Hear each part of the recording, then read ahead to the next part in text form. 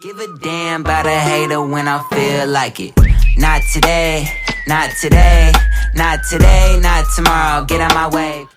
Yo, what's good, everybody? Welcome to Straight No Chaser. I'm your boy, the Bro-Kage Petty Pat, and I'm here to talk to you today about the new documentary that just hit the HBO Max streaming service called BS High. Now, I'm sure you're asking yourself, Pat, what's BS High? BS High follows the school.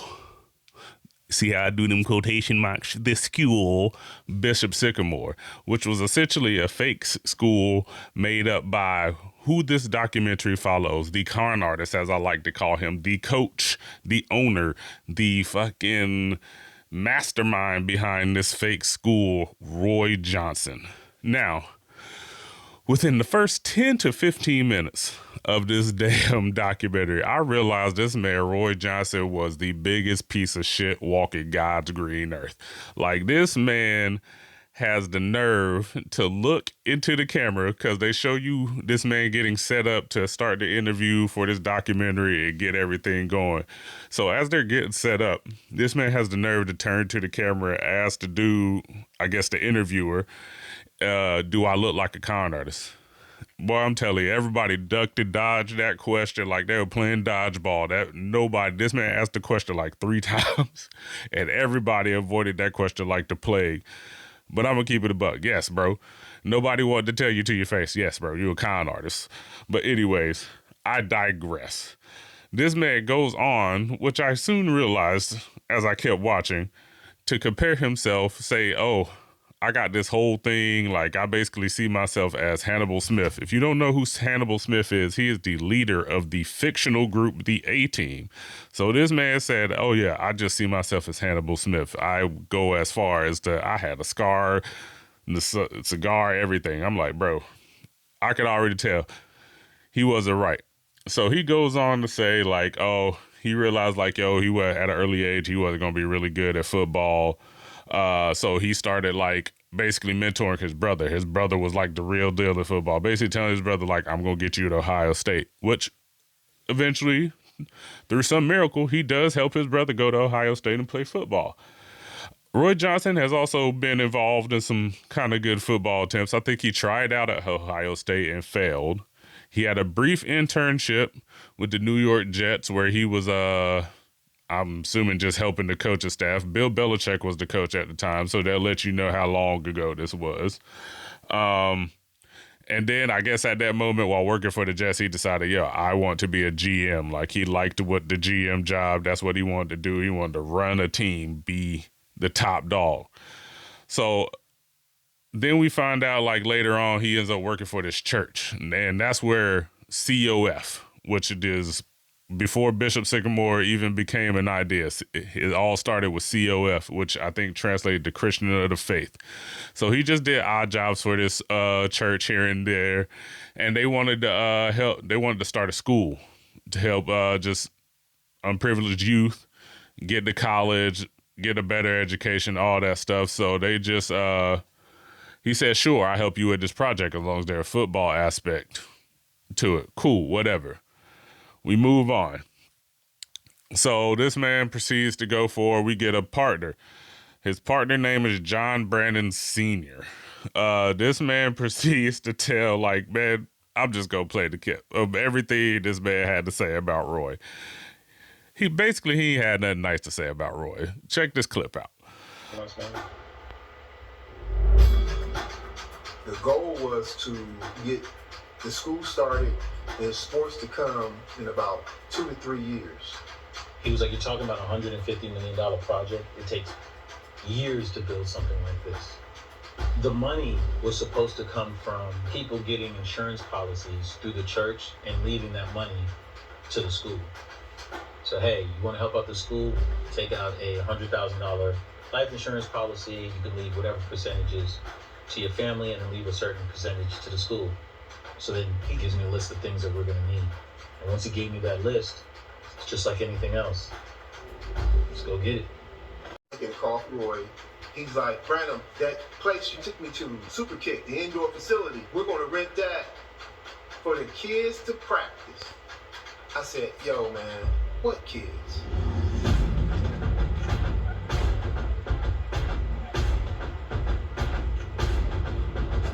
I go up to Super Kick indoor facility. There was a bus, like a tour bus, with kids getting off the bus, coming to practice. And I'm sitting there like, what the hell? This is not what we were supposed to create. I was gonna choke his ass. How can you go and coach a team of young kids and you know it's not school? So my philosophy of business is do what the people who have the money do, even if you don't have the money. I trusted Roy all up into the point where I didn't trust him. We meet a lot of people in this. So we also meet the guy, the original journalist who broke the story. His name is Andrew King. He is the first to break this story because apparently nobody thought this was like going to be a good story to pick up and cover when he decided, like he called people and told them to cover this story before he himself broke the story. We meet the guy, Mr. Ben Fury, who is a former investigator for the Ohio High School Athletic Association. He is the person who basically investigated this whole thing, found out Roy, Bishop Sycamore, all this shit was basically cap. But anyways, let's jump back into COF. So again, him and John Brandon team up, and they start this COF, this Christian football team. So this man essentially like jumps the gun. Like you said, you saw in the clip, everything he had to say, like you saw in the clip. I also got the film guys he hired, Mike Moline and Anthony Marling. These two dumbasses, bro. So this is how I know you should have known Roy was shit. This man shows up, they meet at a Panera Bread. Roy's in basketball shorts, high-ass white Adidas socks, picture this, and a shirt that says Iron Man on it.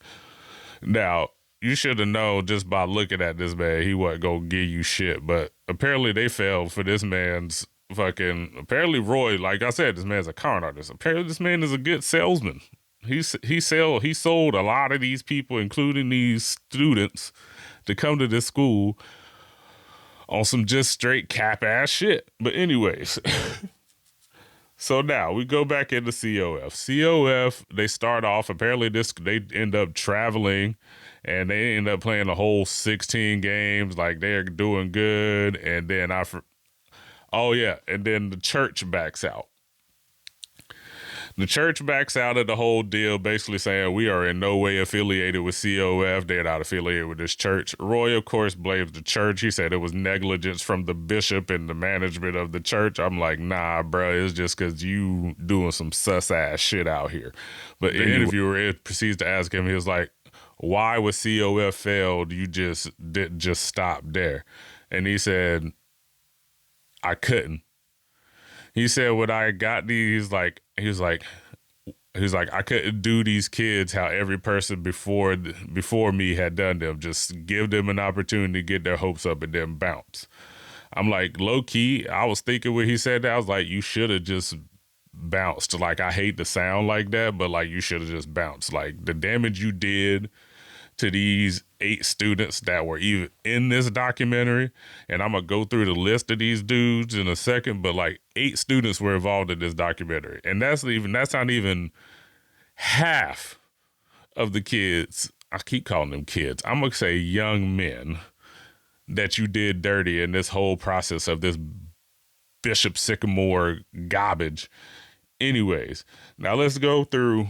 Oh, he also says, I am Magneto, and the kids, the students, the young men are his mutants, and he couldn't let them down. So I thought that was pretty funny. But let's get through the list of the 8 students that was involved. So we have Tralion. I hope I'm saying some of these names right. I'm probably about to butcher some of these dudes' names, but I'm gonna give him my best shot. We got Tralion Harris. This man was the quarterback, QB1. Basically was, honestly, for me, I'm going to say the only real athlete in the whole thing, and honestly really was the only one who could really go anywhere. But anyways, I digress. Then you got Adrian Pokey Brown Jr. Pokey was his nickname. He was a cornerback. You also got Mario Agian. He was a running back. You got Justin J.D. Daniel. He would play tackle. Now, this one got me. You got Zyshawn Johnson, who was a running back. You have Isaiah Miller, who was involved in this. He was a linebacker. You got Demetrius Michi Gates, who was a cornerback. And last but not least, you got Quincy Talmadge, and I believe he played wide receiver. Whew. This is only 8 students of the many they probably could have got for this documentary to come out and say something about this dumbass man, Roy Johnson. But anyways, so this man proceeds to say, we go on with the interview. This man says, I used Suge Knight's speech from, I think it was the Source Awards, where he was talking about Diddy and Bad Boy. I'm gonna get the clip for y'all. Hopefully, if not, go look it up yourself, or I'll put the link for it down in the description. But most of you should know about Suge Knight's famous speech from the Source Awards, where he was talking about Diddy and basically signed to death row. Any artist out there want to be an artist and want to stay a star, and don't want to have to worry about the executive producer trying to be all in the video, all on the record, dancing, come to death row. But basically, that's the speech he used to con these kids, because he said hip hop was a big influence in these young men's life. So he basically used it as a sales pitch to basically say, oh, come play here, whatever. So he got all these kids rounded up, and we started this team on the falsehood of, like, I think he told Pokey that he would help him get his ACT score up and get him like film so he'll be eligible to play. Yeah, he basically sold these kids on the dream that I'm gonna get you. This is like the be all end all. We're like IMG. IMG is basically the school that kicked their ass when they ended up on when they conned themselves into playing on ESPN. Here's the IMG little hype package they had in the documentary. This here is a brotherhood. We hold ourselves to a higher standard than anyone could ever set for us. Work hard. Get strong. Be smart. Play faster. Dream bigger. IMG Academy is a school that was built to be an academic arm of what is basically a sports academy. They are probably the most known school in the country when it comes to athletics. They have the best facilities, the best schedule, the best trainers, always one of the top ranked teams, gets kids to college, gets kids to the NFL. Nothing about IMG seems like a high school. It seems like a professional team. Like, you look at the facilities they have, they're as good as any college or pro team. They're kind of like the establishment, and they're what COF Academy was essentially striving to be. Now, you saw that school. That will look like a high school. That look like a college. That look like a legit college campus, but that is a high school, which is basically, they are a top tier team. They are the number one team, as you saw in the package. They are the 2020 national champions. They travel to play football, which means they go to places like California, Las Vegas, Texas to play the best high school teams in the country. That should let you know they have several D1 prospects, several D1 people who have gone to great D1 schools. So this school is legit. This school has a tuition. Like this is, IMG is like as legit as it could get as a top tier sports school. But so that's basically what he sold them on, is the dream of playing for a top tier school like IMG, and basically I can get you to these D1 schools you want to go to, get your grades up, get your test scores up, and get you where you want to go. That's how he con these kids into coming to this fake ass school. So then we fast forward. So this man's going on just talking about, like, bro, we see a lot of stuff in this. This man, I don't really know how he did this. He conned his way on the TV. Oh, basically selling himself as a D1 school. He's like told these people he had like 750 kids. I'm a D1 school, blah, blah, blah. He says ESPN approached him about going on TV. I find that very suspect. I don't think that's true, but whatever. That's not my place. I wasn't there. But anyways, they conned themselves on TV and essentially got their asses whooped by a bunch of high schoolers. Some of these dudes were even grown men on the team. Like, some of these dudes were not high school eligible for football. Age out for, high school football in Ohio is 20. So once you hit 20, you were no longer eligible to play high school sports in Ohio. And that's where Bishop Sycamore was based out of. So this man basically ran a bunch of scams. Like, he had these kids sign up for fake PPE loans, like, in their name. Like, most of the, like, hotel rooms and stuff that he would rent for them were in the kids' name. So he was, like, ruining these kids' credit. He was basically getting these kids calls from the IRS telling them they owe tax money that they ain't even know about. Kids telling him he basically got his whole playbook from Madden, but of course he ain't taking credit for it. This man essentially admitted to bullying these kids. This man said he would do anything, and I quote, to get that dog about you. This man said he would push, pull, hug, make fun of them, make fun of their situations, just talk down to these kids. And again, and I quote, to say, get that dog about you. This dude was straight ass. This man was not a coach. These kids even said in the documentary, he's like, I didn't see Roy as a coach. And I don't even know what that means. I feel like when someone says they don't see you as a coach, they don't see you as a coach. Like, you was just garbage, bro. This whole thing just sucked. And like, they showed some of the statistics. So when this whole thing was said and done, these kids were getting clowned about going to the school, whatever. And when this whole thing was said and done, only one of them actually got a deal. And I think it was the QB, Tre'Leon Harris. He got a full ride, I think, to Grambling State, which is a known HBCU school. And I think he said he was there for a week before they pulled his deal because they found out he went to Bishop Sycamore because it was not a real school. He didn't have no credits from them. He didn't really take no classes or nothing.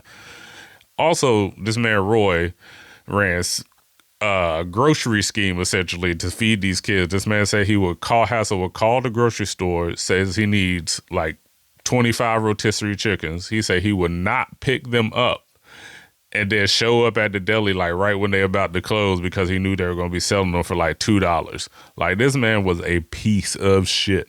Like, these kids at one point, because they were not being fed, had to result from stealing from Walmart. They got kicked out of several Walmarts because they were stealing because they had to eat, because that's the only thing they knew to survive where they're from. Like, this whole documentary was fucking wild and eye-opening. Like, I want everyone to check this out. This was a great watch. I wanted to know more about this. Honestly, I had forgot about this whole Bishop Sycamore thing because it wasn't brought up. I think I heard about this documentary coming out like last year. So at first, like when it didn't come out last year, I thought it wasn't even happening anymore. This man, it was eye-opening. And the crazy thing is, the only reason he did not get jail time is because there was no official school in the Ohio high schools rules that basically prevented you from creating a fake school to get into this league. Like, that's the only reason he got away with this and doing what he did to these young men, bro. He ruined these young men's lives, especially Tre'Leon's, the quarterbacks, bro. You ruined this kid's life. Like, I think Tre'Leon's mom said at one point, like after the whole thing was over, he told his mom he wanted to kill himself. Bro, this shit was crazy. Like, this man like took a mental toll on these kids. Apparently they saw this man commit domestic violence at one point as well. Like, this man Roy Johnson is not a good dude. He took advantage of these kids. You sold these kids a dream that any kid in their situation will bite at to get out of a situation. Like, bro, you were a trash human being for this. This was an eye-opening documentary. I hope everyone watches this. I want people to see this. I give this a 10 out of 10 for documentaries. Again, man, as always, that's my time. Keep it classic. Like, deuces.